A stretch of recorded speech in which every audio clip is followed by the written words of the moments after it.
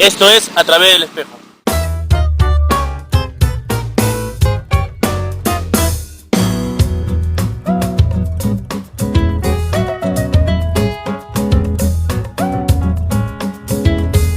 En este programa A Través del Espejo vamos a entrevistar al poeta Alberto Alarcón.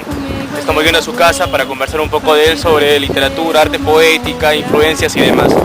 Esperamos que salga bien todo y adiós. Consertei o ventilador pro teu corpo não ficar suado. Nessa onda de calor eu até peguei uma cor. Tô com o corpo todo bronzeado. Seja do jeito que for, eu te juro, meu amor, se quiser voltar, tá perdoado. Fui a pé a Salvador, de joelho ao Redentor, pra ver nosso amor abençoado. Nosso lar se enfeitou, a esperança germinou. Ah, tem muita flor pra todo lado. Pra curar a minha dor, procurei bom doutor. Me mandou beijar teu beijo mais molhado. Seja do jeito que for. En este nuevo programa de A Través del Espejo contamos con la presencia del poeta Alberto Alarcón, con quien conversaremos diversos aspectos sobre su quehacer literario. Poeta Alberto Alarcón, bienvenido al programa, muy buenas noches. Muchas gracias, estoy a tu disposición. Para comenzar esta entrevista, vamos a hacer una pregunta un poco recordando. En el año 65, usted fue finalista y recibió una mención honrosa en el Premio Poeta Joven del Perú. ¿Este premio le brindó a usted la fe necesaria para apostar por la literatura? Bueno, el concurso fue en 1975, esta versión del Poeta Joven del Perú. La verdad es que yo nunca escribí poesía pensando en un premio o en alguna distinción. Esa es la verdad, muy sinceramente lo digo.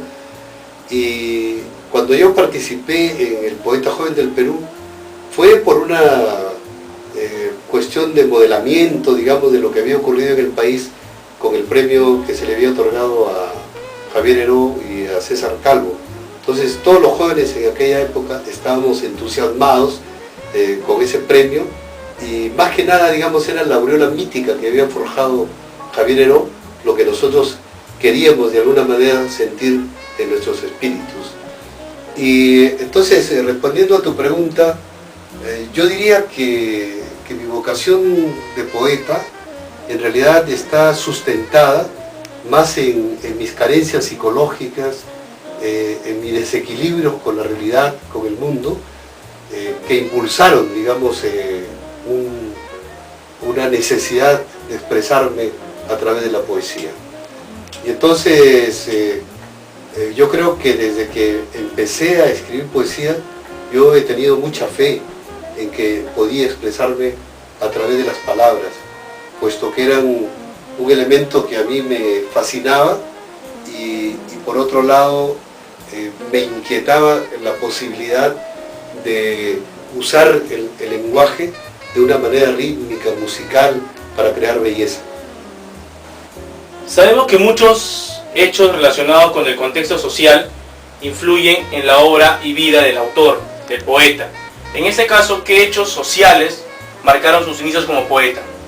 Es una pregunta, creo, fundamental para los poetas que vivimos en aquella época, que hemos nacido prácticamente en la última mitad del siglo XX. Es una pregunta muy importante porque ninguno de nosotros escapó a las influencias ideológicas y políticas. Yo soy un marxista de convicción, y soy un marxista lírico, también utópico, si quieres, pero yo jamás no podría negar mi formación como marxista y el hecho de que mi pensamiento y mi poesía desde un primer momento estuvieron marcados por esa estructura ideológica. Entonces, en mi época fue muy convulsionada. Yo asistí al nacimiento del hipismo, asistí al nacimiento y desarrollo de la guerra del Vietnam, asistí inclusive a la muerte del Che Guevara, a los primeros años de la Revolución Cubana. Entonces imagínate, por mí han pasado, y yo también por ahí, una serie de fenómenos de los más interesantes. Y mi poesía estuvo marcada, por esa impronta de la época que yo intenté también traducir a través de mi primera poesía. Toda mi primera poesía es lo que se llama una poesía de protesta, una poesía social, a tal extremo que cuando yo fui a Lima, lo primero que hice fue inscribirme, ser miembro del grupo intelectual 1 de Mayo, que lo había constituido en Lima Víctor Masi y el poeta Leoncio Bueno.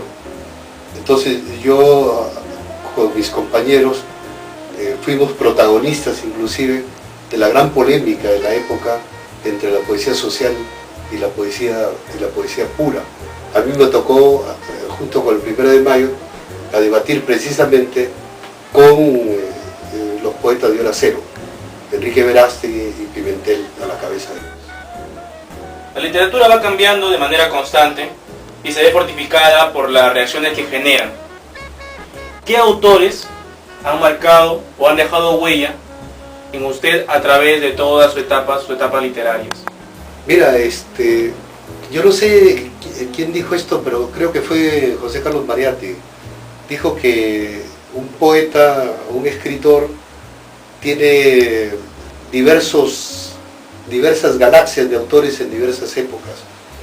Yo también he pasado por esas galaxias y por de sus épocas respectivas. En un principio me interesaban, como es natural, los poetas sociales españoles, sobre todo Blas de Otero y Miguel Hernández, Federico García Lorca, pero también, por ejemplo, Vicente Aleixandre y Cernuda. Y en etapas posteriores me han interesado otros poetas que destacan fundamentalmente por el uso del lenguaje, como el caso de Lezama Lima, por ejemplo, el caso de Borges, José Carlos Becerra, Álvaro Mutis, el poeta Eugenio Montejo, y algunos como Octavio Paz y otros tantos poetas, especialmente mexicanos, que me han interesado mucho. En su oficio literario ha publicado poemarios de diversas temáticas y estilos. Haciendo un balance personal, para usted, ¿cuál es el poemario que le ha llevado más devoción y trabajo realizar? En realidad, yo a estas alturas de mi vida tengo el convencimiento de que más bien no he producido yo una obra con mayores planteamientos, digamos, temáticos o planteamientos de carácter formal. Yo diría que soy un poeta como Borges, que se repite constantemente. Pero respondiendo a tu pregunta, yo diría que si hay un poemario que yo he trabajado con mucha devoción, con un arduo oficio, digamos, poético, ha sido La casa que habito cuando canto. Porque se trataba de sonetos y el soneto, como tú sabes, tiene requerimientos de carácter formal y también requerimientos de concepción. Entonces, y además el soneto es un fenómeno literario, una especie literaria bastante antigua ya, que los poetas venimos replanteándola cada cierto tiempo.